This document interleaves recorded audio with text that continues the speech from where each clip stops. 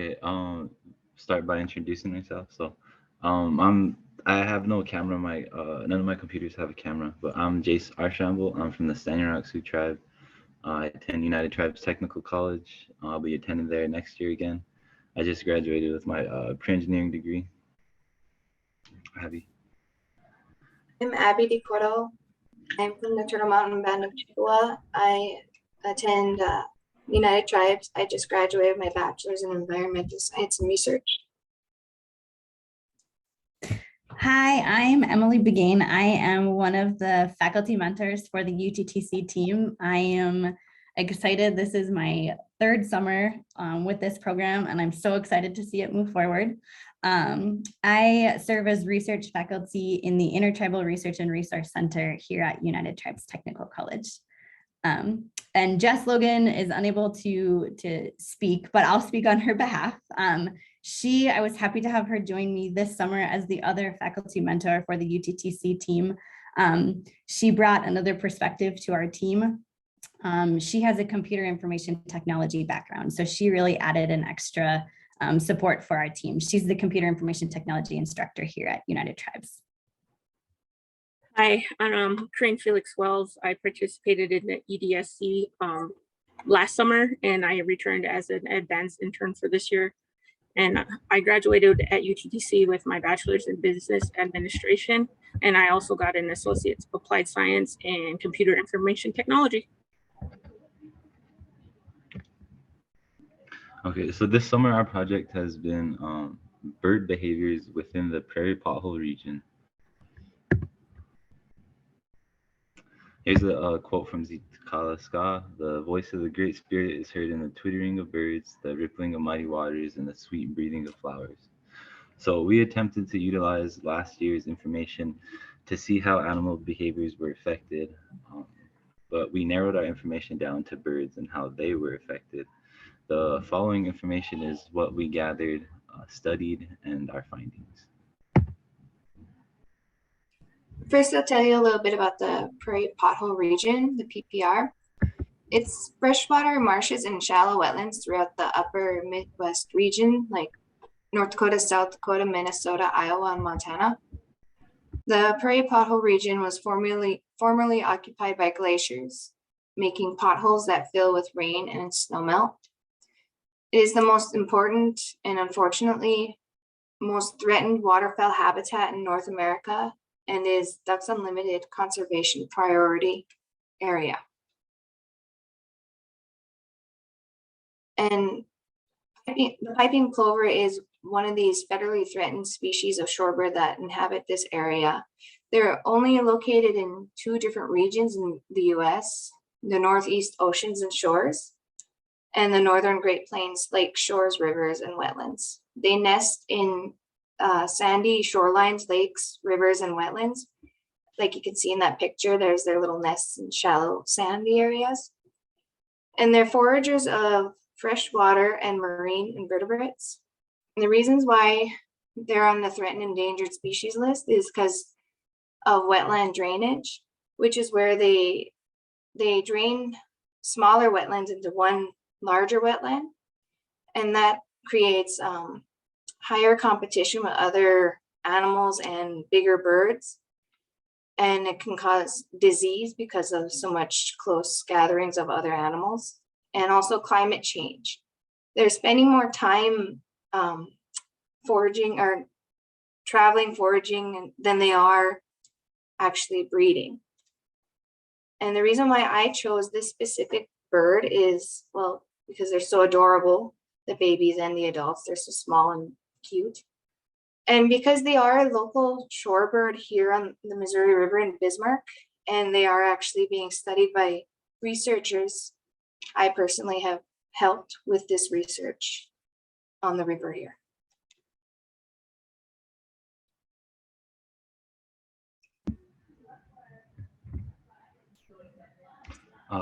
So my bird was the red-tailed hawk. The use of the PPR, the red-tailed hawk favors open patches with trees interspersed or elevated perch sites. It more than likely uses the PPR as hunting grounds. It's a non-endangered species of raptor, and because of its lifestyle, its ability to change diet, its nesting location, foraging. But how does precipitation affect the red-tailed hawk? They're actually grown in population, but something that affects their babies is precipitation, and it could negatively affect them. But so would too much heat or too much cold. I chose this bird because of the cultural importance. Um, and a fun fact about the red-tailed hawk is that if our eyes were portioned the way that their eyes are portioned to their body, we would have the eyes the size of tennis balls. So what questions do we hope to answer? We hope to answer how many bird species and which species use the PPR, and how and when are specific birds using the PPR. Here's our methodology. So our initial steps. So the data came from 1997 to 2021 from the Cornell University Lab of Ornithology. It's a global data set recording birds from around the world. It engages the community so anyone can go out, observe, and contribute through recording observations. This data was huge, so it required slimming to a specific region prior to bringing it into collab. We looked at the unique observers and unique birds. Then we subset the data to specific bird species. The year is 97 to 2021 and mapped their observations in the region. Then finally, we subset the data by behavior, um, doing the four most prevalent behaviors. Those are the behaviors that we subsetted. Project findings. The number of unique observers. As we started working with our data, we realized the amount of data increased with time, so we wanted to figure out why. To do this, we looked into the number of unique observers each year and plotted that to visualize how many unique observers contributed to the data. In this graph, you can see throughout the years, the eBird project took off and the word got out. With more community engagement, more people got engaged with this bird observations, and you can see that in the later years in this graph. This plot is showing that.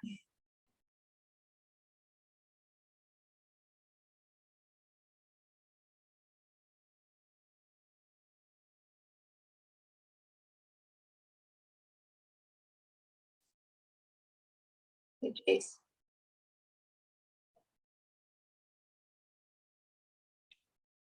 Unique bird species in the PPR from 1997 to 2001. Answer questions, how many species use the PPR? This is 665 unique bird species that were in the PPR. These are maps of the bird observations in the PPR from 1997 to 2021. On the left is the piping plover observation locations in the PPR. You can see there's a lot less than the right, which is the red-tailed hawk, because there's a lot more of those birds in the PPR.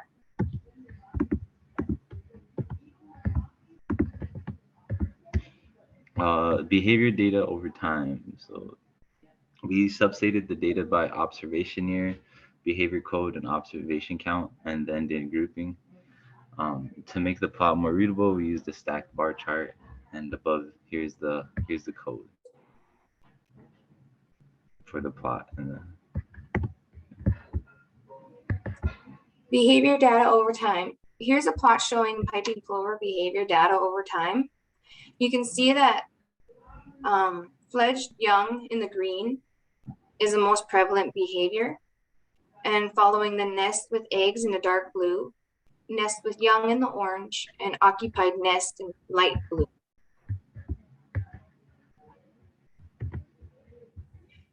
subset the piping plover data. We subset piping plover data by the four most observed behaviors. Sorry. And then those behaviors were plotted to determine when these behaviors were occurring.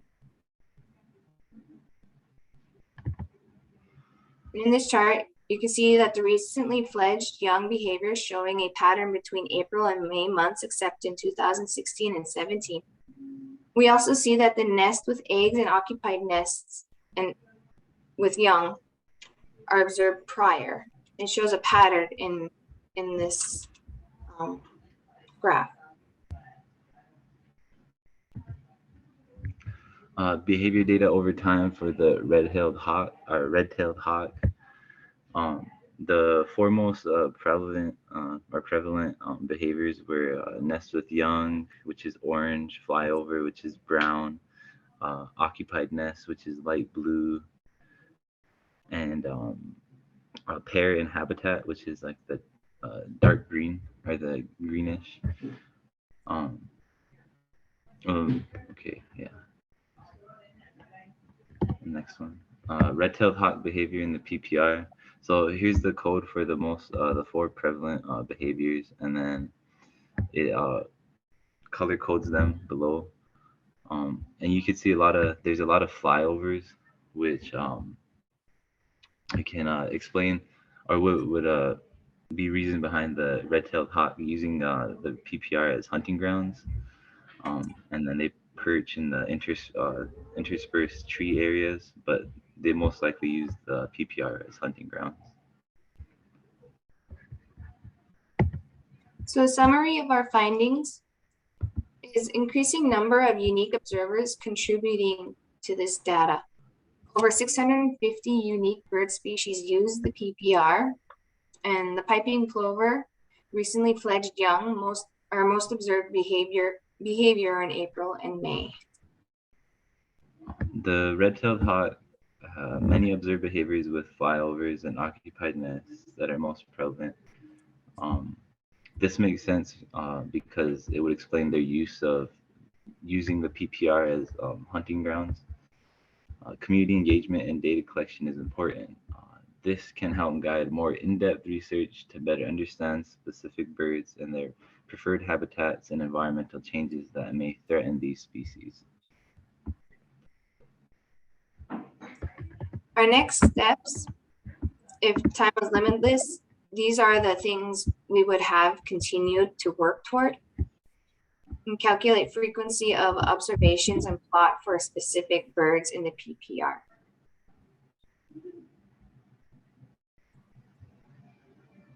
Bring in drought data from the National Integrated Drought Information System, the NIDIS, and look at potential impacts on breeding behavior across no drought, and flood conditions. Also frequency. This is an example of a plot showing the great blue heron observations in the PPR from 2011 through 2021. With a plot like this, we can see trends of when observations are being made in the region and when to expect to see these birds.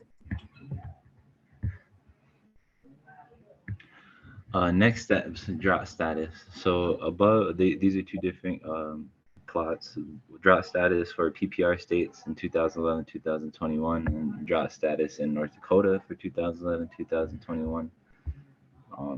With these, we can look at specific times of the year and locations when birds are anticipated to be in that area and compare expected behaviors with drought status. This can help get a better idea of how drought in this specific region may be impacting important bird species. We would like to thank Emily Begane, Jessica Logan, Corinne Felix Wells, CU Boulder, United Tribes Technical College, and all the students and mentors with the 2022 EDSC for being so supportive with us in our project and each other for this entire thing. Here's our references and any questions.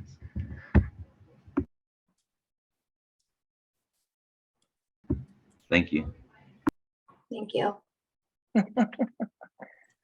Great job, United Tribes. You're getting some attention in the chat, so please be sure to check that out. And if anybody's got a question or two for UTTC, feel free to plop that in the chat, or it looks like Patrick Freeland's got his hand up. Patrick, you want to go ahead and unmute yourself and ask?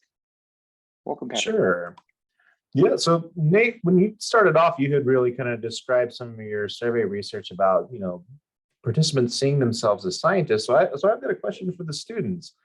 From doing this work, do you see yourselves as scientists now? Is this something you want to keep doing?